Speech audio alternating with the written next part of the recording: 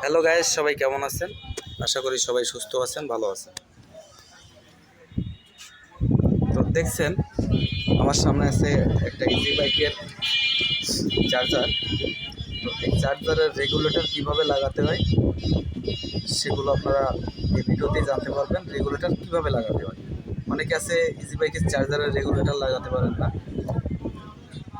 সিস্টেমটা বোঝেন না। তো এই ভিডিও থেকে আমি আশা করি আপনারা শিখতে পারবেন কিভাবে রেগুলেটর লাগাতে হয় এবং কিভাবে খুলতে হয়। দেখেন, প্রথমত একটা রেগুলেটরের কয়েকটা পিন থাকে। দেখেন, এর ভিতরে কিন্তু একটা লম্বা পিন আছে। এখানে দেখেন একটা লম্বা পিন আছে, সব পিনের থেকে কিন্তু লম্বা পিন একটা আছে।